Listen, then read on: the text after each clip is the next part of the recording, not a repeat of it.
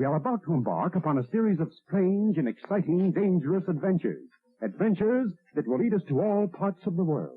Hello and welcome to another Bad Comic Review. This time we're looking at Detective Comics 1012. This is written by Peter J. Tomasi, pencils by Doug Mahnke, Jaime Mendoza inker, David Barron colorist, Rob Leigh letterer. I have the variant cover by Ryan Sook. It's an okay cover but doesn't relate to anything. This is loosely tied into Year of the Villain. So Mr. Freeze was given a serum by Lex Luthor and he's been collecting specimens, which are young women mostly, because he wants to test the specimen out before trying it on his wife. And so far, he's tried it on animals, street people, and now these women. And each time up until now, something weird has happened and it hasn't been effective. It's been causing strange side effects and irreparable damage. And he doesn't want to risk that on Nora. So Batman kind of starts to figure out what's going on. He talks to Bullock, and one of the teams that was grabbing women screwed up, and they have to go back to the scene. And we're left with a cliffhanger ending. Overall, it was a pretty solid story. The art's not bad. There's a really cool scene where Batman is standing on the bat signal looking all imposing. And I thought the story itself was pretty good as well. Overall, it's a decent story so far. They were kind of leading into this the last several issues. And it's nice to actually get to where they were trying to go. So this is the first part of a multi-part story. And it looks like it's going to be pretty cool. This issue was really fun. It wasn't the most memorable thing. It wasn't the greatest storyline. I just thought it was fun. Which is one of the best things you can have in a comic. It wasn't as action-packed as I would have liked, but it is more of a setup issue and plot development, but the pacing is really good, so I didn't have a problem with it. If you go in knowing that this is the first part of a story and not the entire thing, then yeah, it's going to be pretty fun. It's a good setup, but you'll probably need to pick up the other issues, so we'll see how those go. But for now, I'd recommend this as a first part of a story. As a standalone, it's not particularly interesting. It's just all set up, so there's not enough here to work with. You'd have to write your own ending to it, so I'd recommend picking it up if you can find it cheap, and if the subsequent issues are good, then it might be worthwhile. But I don't think this one's going to cost you a whole lot. Nothing truly innovative happens here. The events in here are listed as happening before Batman number 77, so that might be of some importance if you're trying to follow continuity. And Commissioner Gordon is taking time off due to the events of the Batman Who Laughs miniseries, so that does play in as well, because Bullock is sitting in. It's referenced in here, but if you're looking for further explanation, that's in those. That's going to do it for this one. Thank you so much for listening and supporting the channel. If you enjoyed the video, please hit the like button and don't forget to subscribe so you don't miss future reviews. If you'd like to help the channel in other ways, links are in the description to my Patreon, Streamlabs, and Teespring store. And of course, you can just share the video around on social media. That helps the channel tremendously. And as always, we hope to see you on the next one.